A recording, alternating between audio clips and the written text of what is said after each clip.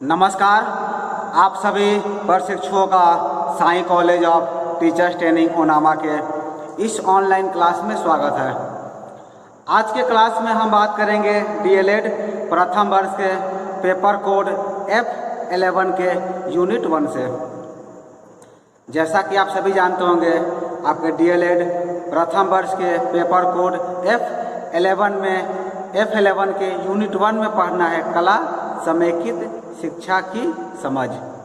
इसके अंतर्गत हम पिछले वीडियो में बात कर रहे थे आपके कला शिक्षा से कला समेकित शिक्षा की ओर अवधारणात्मक समझ एवं प्रारंभिक स्तर की पाठ्यचर्या से कला समेकित शिक्षा का जुड़ाव।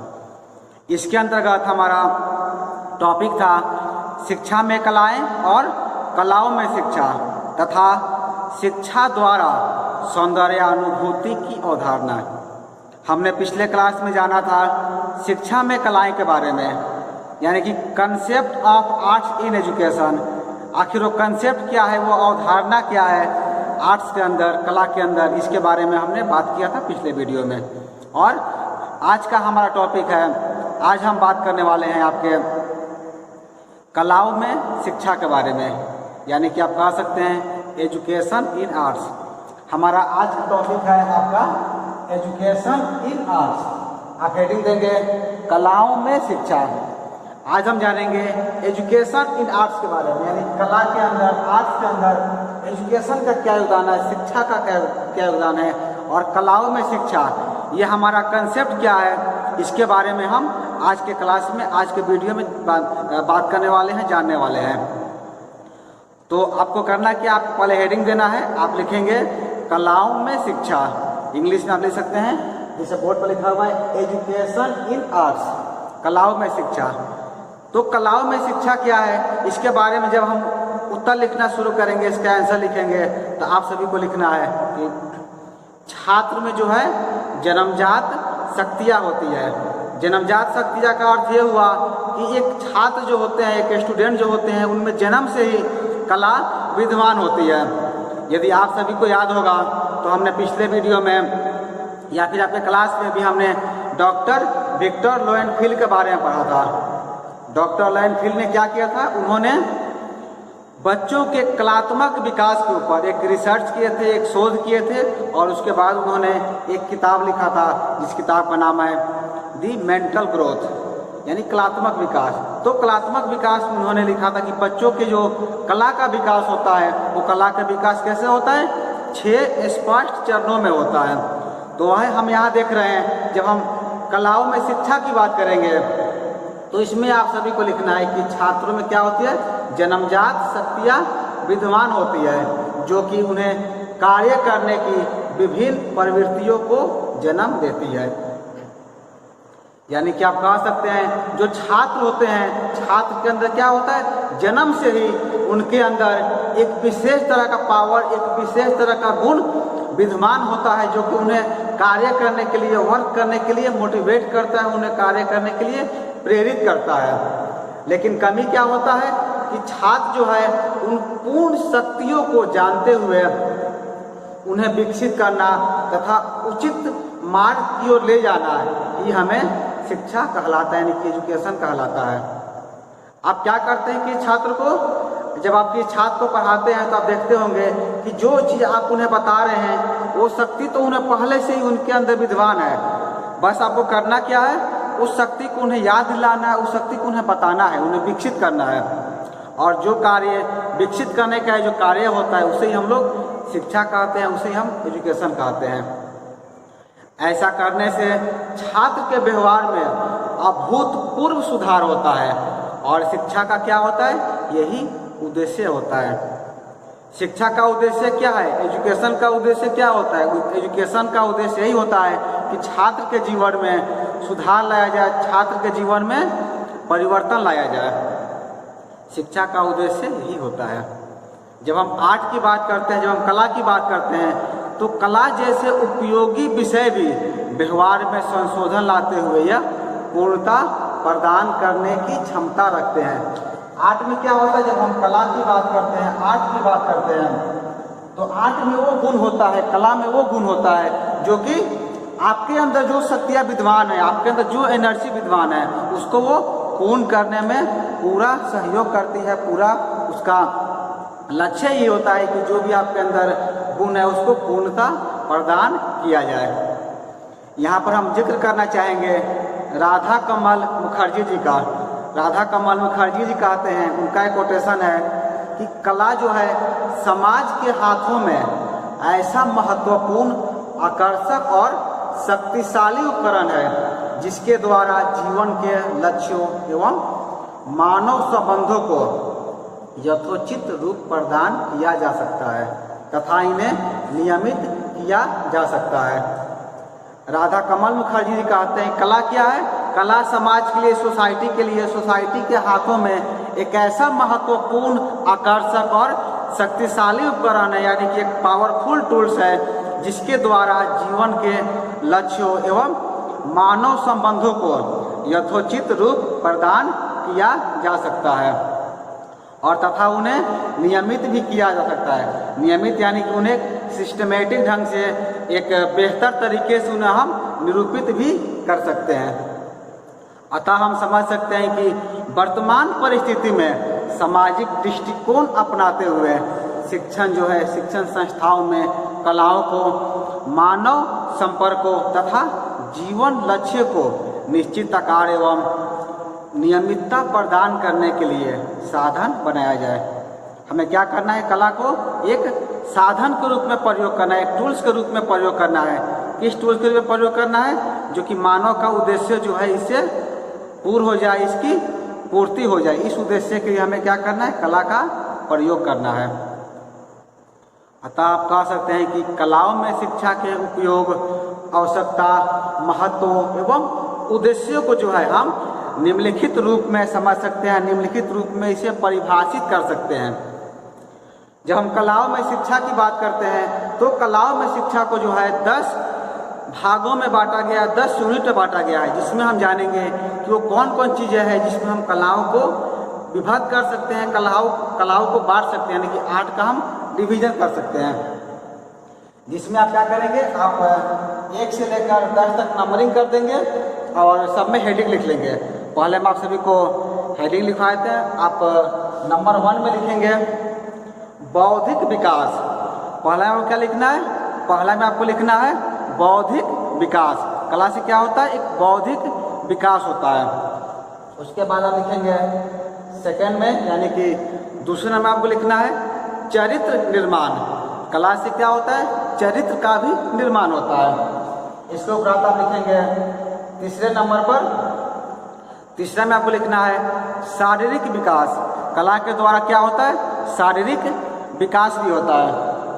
इसके बाद 3 हो गया, तो चौथा लिखेंगे, यानी कि आपको चौथे नंबर पर लिखना है। चौथे पर लिखेंगे आत्मिक विकास।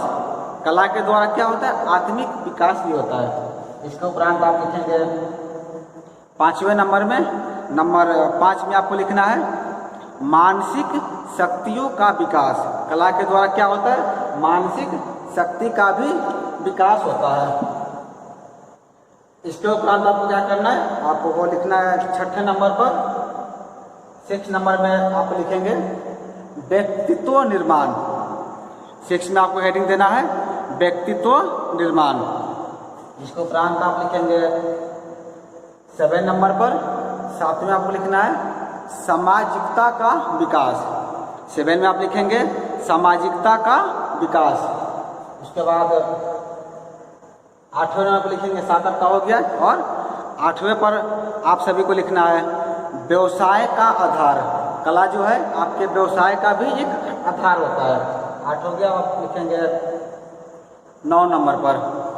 9 नंबर पर आप सभी को लिखना है नैतिकता का विकास।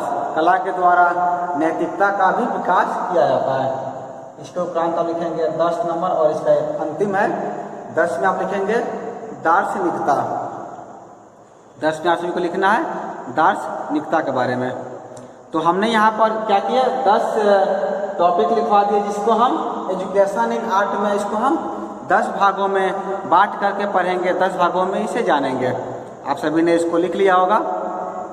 तो इन 10 भागों को जो है क्योंकि ये वीडियो बहुत लंबा हो जाएगा यदि हम 10 भागों को इस एक ही वीडियो में डिफाइन करें। इसीलिए हम आप सभी की सुविधा के लिए ये जो आपका 5 है, इन 5 का डिफिनीशन हम इस वीडियो में करेंगे, और ये जो 5 है इसके लिए हमने इसका पार्ट 2 वीडियो बना रखा है, इसके पार्ट 2 में समझेंगे।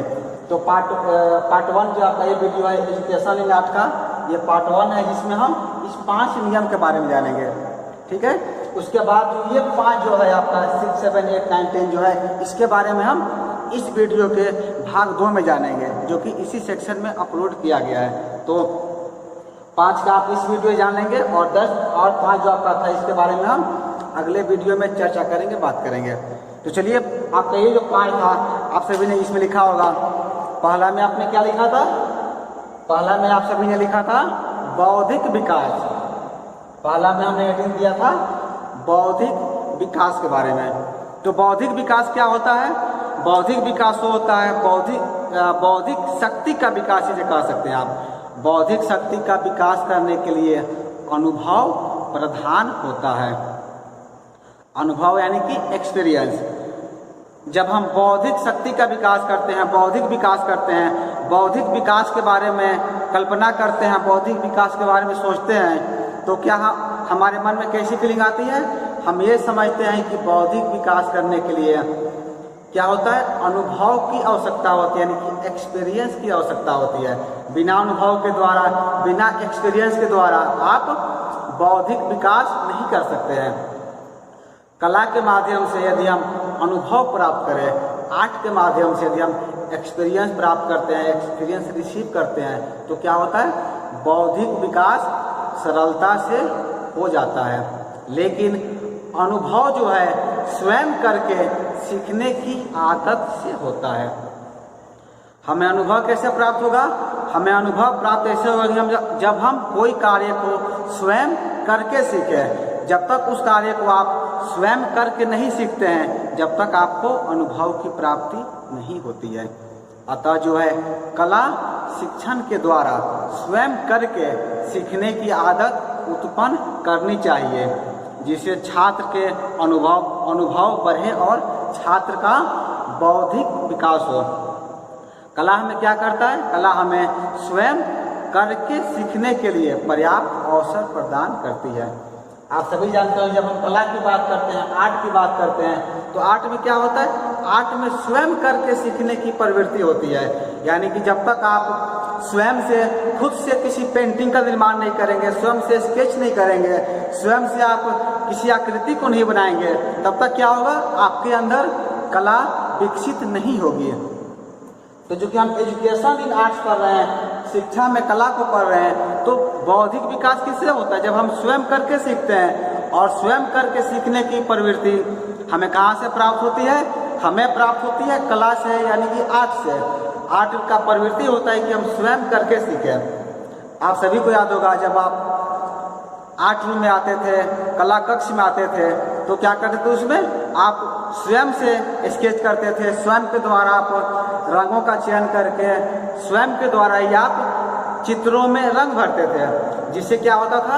आपके अंदर एक बौद्धिक विकास होता था, आपके अंदर एक रंग की समझ होती थी, लाइनिंग की समझ होती थी, स्केच की समझ होती थी, और साथ ही साथ आप उस कला को भी समझते थे जिसका निर्माण आपके द्वारा किया जा रहा है। यानी कि जिस पेंटिंग का, जिस चित्र का आप निर्माण कर रहे हैं, उन सब चीज़ों को आप समझते थे। क्यों समझते थे? क्योंकि आप स्वयं करके उस चीज़ों को सीख रहे हैं, यानी कि स्वयं से आप समझ रहे हैं, जिससे आपका अनुभव भी बढ़ता है और क्या होता है? आपका एक बौद्धिक विकास भी होता है। तो इसका हम क्या करेंगे? इसका प्रयोग हम अपने कक्षा कक्ष में, यानी कि जब आप एज ए टीचर अपने क्लास में बच्चों को पढ़ाएंगे, तो वहाँ पर बच्चों को स्वयं करके सीखने के लिए प्रेरित करेंगे। स्वयं करके सीखने से क्या फायदा होगा? बच्चों के अंदर जो है एक बौद्धिक विकास होगा, उनके अंदर बौद्धिक शक्ति का विकास होगा, जो कि हमने नंबर 1 में लिखा है। उसके बाद सेकेंड में आप क्या लिखे हैं? सेकेंड में आप सभी लिखे होंगे चरित्र निर्माण। सेकेंड में हमने क्या लिखा था? चरित्र निर्माण के बारे में।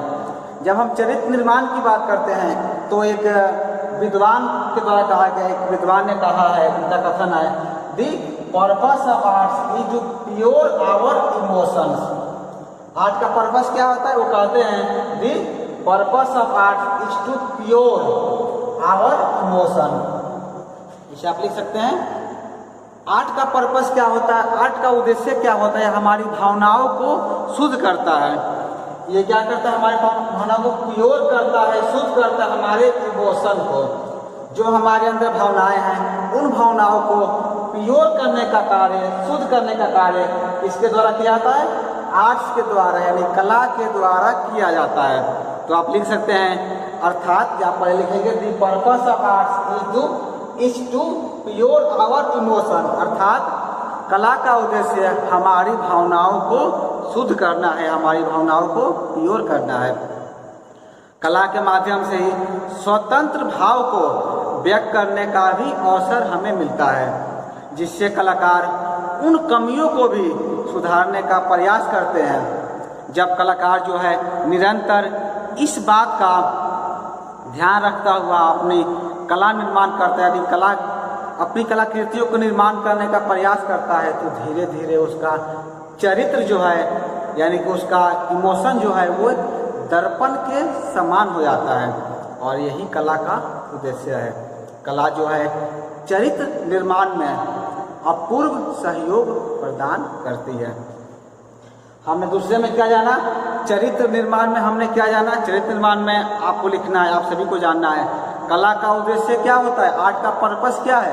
आर्ट का पर्पस है हमारी भावनाओं को शुद्ध करना, यानी कि हमारे इमोशंस को प्योर करना। कला के माध्यम से जब है कोई भी चित्रकार स्वतंत्र भाव से कोई चीज़ पर निरूपण करता है, यानी कुछ चित्रों का निर्माण करता है, कुछ पेंटिंगों का निर्माण करता है, तो क्या होता है? कलाकार जो है निरंतर इस बात का ध्यान रखता है, इस बात को विशेष गौर करता है कि वो जो भी आकृतियाँ बना रहा है वो बेहतर तरीके से बनाए, बेहतर तरीके से उसका निर्माण करे। तो धीरे धीरे क्या होता है? उसके अंदर एक चरित्र का भी निर्माण होता है, उसके अंदर की उसके इमोशन भी प्योर होते हैं। और उसका चरित्र कैसा हो जाता है? उसका चरित्र एक दर्पण के समान हो जाता है। दर्पण के समान कहने का अर्थ क्या हुआ? आप सभी दर्पण में क्या होते हैं? दर्पण के सामने आप खड़े होते हैं तो आपका चेहरा उसमें स्पष्ट दिखता है, क्लियर दिखता है। उसी तरह एक व्यक्ति का भी चरित्र कैसा होना चाहिए? दर्पण के समान होना चाहिए, ताकि उसके समक्ष कोई व्यक्ति यदि खड़े हो तो उसका जो संपूर्ण रूप है वो बेहतर तरीके से दिखाई दे। तो हम यह समझ सकते हैं कला के द्वारा, आर्ट के द्वारा जो है व्यक्ति के अंदर एक चरित्र का भी निर्माण होता है। इसके बाद आपको लिखना है नंबर 3 में आप सभी हेडिंग दिए होंगे शारीरिक विकास। नंबर 3 में आप सभी ने लिखा था शारीरिक विकास। तो शारीरिक विकास क्या होता है? शारीरिक विकास जो है इसके बारे में आप सभी लिखेंगे आधुनिक शिक्षा प्रणाली मूलतः क्या है? बुद्धिवादी है। आधुनिक शिक्षा प्रणाली का अर्थ हुआ कंटेम्प्रेरी एजुकेशन सिस्टम, यानी कि वर्तमान में अभी जो हमारे समक्ष जो हमारी शिक्षा प्रणाली है, आधुनिक शिक्षा प्रणाली है, इसका उद्देश्य क्या है? ये हमेशा जो है बुद्धिवादी रही है। इसी कारण जो है आज का विद्यार्थी शारीरिक श्रम से बचना चाहता है। आप सभी को पता होगा, आप सभी जानते होंगे, जो हमारी आज की शिक्षा प्रणाली है, जो आधुनिक शिक्षा प्रणाली है, वो पूरी तरह से बुद्धिवादी हो गई है। यानी कि हम पूरे वर्कलोड जो है अपने मस्तिष्क पर दे देते हैं, दिमाग पर डाल देते हैं और शारीरिक श्रम से बचना चाहते हैं, शारीरिक श्रम करना नहीं चाहते हैं। यानी कि यदि आपको कोई चीज़ कैलकुलेट करना है, यानी कोई चीज़ जोड़ना है, तो आप क्या करेंगे? खुद से नहीं जोड़ेंगे, उसके लिए भी आप कैलकुलेटर का प्रयोग करेंगे। यदि आपको कोई भी काम करना है, कोई प्रोजेक्ट बनाना हो, तो आप प्रोजेक्ट नहीं बनाएंगे, आप क्या करेंगे? कोशिश करेंगे कि कहीं से हमको पूरा प्रोजेक्ट बना हुआ मिल जाए। जैसे कि ये वीडियो जो बना आप सभी के लिए तैयार कर रहे हैं, इसमें जा रहे हैं एजुकेशन इन आर्ट्स के बारे में। तो आपको करना क्या है? इस वीडियो को सुन करके नोट्स तैयार करने हैं। लेकिन बहुत ऐसे प्रशिक्षु हैं जिनका कहना क्या होता है? सर वीडियो का नोट्स भी प्रोवाइड कीजिए। यानी कि वो खुद से शारीरिक श्रम करना नहीं चाहते हैं, उन्हें सब चीज़ तैयार चाहिए। फिर भी आप सभी को सुविधा के लिए मेरे द्वारा जो है नोट्स भी आप सभी को प्रदान किया जाता है। जो कि आप मेरे ब्लॉग स्पॉट पर जाकर डाउनलोड कर सकते हैं। ब्लॉग स्पॉट का लिंक मैंने आपको पिछले वीडियो में प्रोवाइड कर दिया है और इस वीडियो के डिस्क्रिप्शन बॉक्स में भी दिया हुआ है, जिस पर क्लिक करके इस वीडियो का आप नोट्स भी डाउनलोड कर सकते हैं, नोट्स भी पढ़ सकते हैं। लेकिन आपको नोट्स नहीं लेना, आपको करना क्या है, ये वीडियो देखिए और वीडियो के साथ ही जो चीज़ आपके जितने टॉपिक वाइज चीज़ें बताई जा रही है, जैसे समझा रहे हैं, आपको उसी दरमियान जो है इसका नोट्स भी तैयार करते जाना है। आपको शारीरिक श्रम भी करना है। शारीरिक सब श्रम करेंगे तो क्या होगा, आपका शारीरिक विकास होगा और सब चीज़ें आपको याद रहेगी। और जब याद रहेगी, जब आपके परीक्षा में एजुकेशन इन आर्ट या कला में शिक्षा से प्रश्न आएंगे तो आसानी से आप इसे डील कर सकते हैं, आसानी से आप इसे बता सकते हैं। चलिए इसमें आगे आप लिखेंगे शारीरिक विकास में कि कला के माध्यम से शिक्षा में श्रम के मूल्यों को आंकने की क्षमता विद्यार्थियों में विकसित की जा सकती है। हम क्या करते हैं, जो हमारा वर्तमान परिदृश्य है जिसमें हम शारीरिक श्रम करना नहीं चाहते हैं, तो इसके लिए हम क्या कर सकते हैं, कला को आधार बना सकते हैं। कला को हम एक माध्यम के तौर पर प्रयोग करके हम बच्चों को ये बता सकते हैं कि उनके शारीरिक श्रम का क्या मूल्य है, शारीरिक श्रम वो कैसे कर सकते हैं। इसके लिए जो हमें श्रमयुक्त क्रियात्मक कार्यों को कला के पाठ्यक्रम में सम्मिलित करना होगा। इससे कला के साथ साथ शारीरिक विकास का भी उद्देश्य पूर्ण हो जाता है। जैसे कि आप सभी को यदि याद होगा तो मैंने आप सभी को शारीरिक विकास यानी कि शारीरिक श्रम के अंतर्गत आपका जब कला पढ़ रहे थे तो कला में मैंने आप सभी को मास्क बनाने के लिए दिया था। मास्क आप सभी ने बनाया, जो मास्क यानी कि मुखौटा। तो मुखौटा के लिए आपने क्या किया था, पहले न्यूज़पेपर लिए, न्यूज़पेपर को टुकड़ों में फाड़ के उसके बाद से उसको बैलून के ऊपर एक एक करके आपने चिपकाया। चिपकाने के उपरांत उसे कटिंग करके फिर पीओपी से यानी कि प्लास्टर और पेरिस से आपके द्वारा एक मास्क का निर्माण किया गया, मुखौटा का निर्माण किया गया।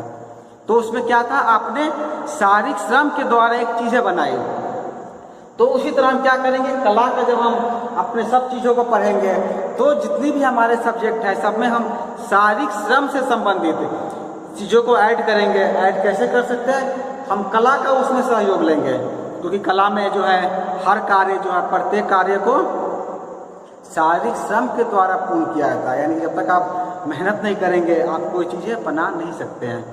यानी कि आपको एक बेहतर आकृति बनाने के लिए, सुंदर चित्र बनाने के लिए आपको कठिन साधना करनी पड़ती है, मेहनत करनी पड़ती है, यानी कि आपको शारीरिक श्रम करना पड़ता है। और जब शारीरिक श्रम करते हैं तब जाकर के आप एक बेहतर तस्वीर का निर्माण कर पाते हैं, बेहतर तस्वीर बना पाते हैं। ये 3 आपका हो गया। अब आपको चौथे में लिखना है, यानी कि 4 नंबर पे आप लिखेंगे।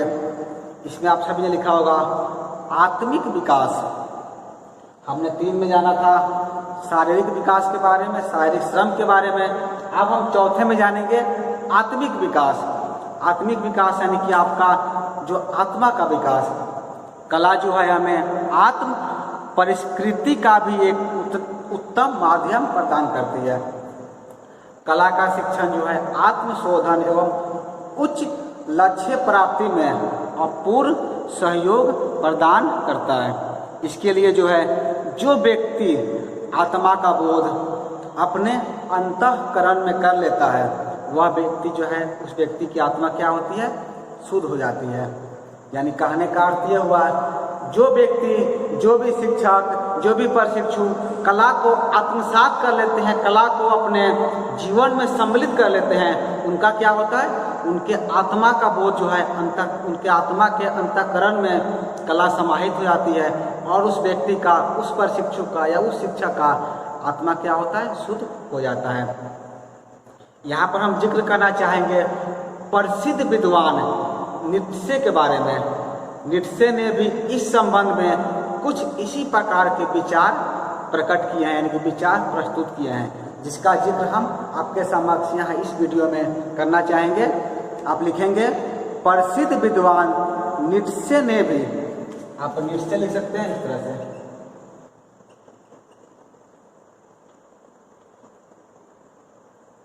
प्रसिद्ध विद्वान नीत्शे ने भी इस संबंध में कुछ इसी प्रकार के विचार प्रकट किए हैं। नीत्शे के द्वारा वो कहते हैं कला एक अभूतपूर्व शक्ति और आत्म प्रेरणा है। नीत्शे क्या कहते हैं? नीत्शे कहते हैं कला क्या है? कला एक अभूतपूर्व शक्ति और एक आत्म प्रेरणा है। उसकी कृतियों के माध्यम से आत्म ज्ञान हो जाता है। यानी जब हम किसी कलाकृति को देखते हैं, किसी पेंटिंग को देखते हैं, तो हमारा आत्म ज्ञान होता है। अतः अपनी पूर्णता एवं योग्यता का परिचय भी हमें प्राप्त हो जाता है। वास्तव में जो है आत्मानुभूति ही चरित्र बल का आधार है। ये एक आपका कथन है नीत्शे के द्वारा। इसे भी आप लिख सकते हैं, इसे आप याद भी रख सकते हैं। इस प्रकार से हम देखते हैं कि कला को आत्मानुभूति की दिशा में प्रयोग कहा जा सकता है। कला को क्या कर सकते हैं हम? कला को जो है आत्मानुभूति की दिशा में हम प्रयोग कर सकते हैं। कला के माध्यम से कलाकार का आत्मिक विकास होता है। एक कलाकार का आत्मिक विकास कब होता है? कला के माध्यम से होता है। यानी कि जब आप कला को आत्मसात करते हैं, कला को ग्रहण करते हैं, तो इसके द्वारा ही आपके अंदर एक आत्मिक विकास होता है। कुछ यदि हम कलाओं की बात करें तो जैसे कि नृत्य कला, चित्रकला, काव्य कला, मूर्ति कला इत्यादि जो है, इत्यादि के माध्यम से कलाकार को अपने अंतः स्थल में झांकने का अवसर मिलता है। तो ऐसे में कलाकार का दायित्व हो जाता है कि वह अपनी आत्मा का विकास करे। यही कला का उद्देश्य भी है। जब कोई कलाकार कला का शिक्षण लेता है, यानी कला का वो प्रशिक्षण लेता है, यानी कला को सीखता है, तो उसे इस बात पर आवश्यक रूप से ध्यान रखनी चाहिए कि कला के साथ साथ उसका आत्मिक विकास भी हो।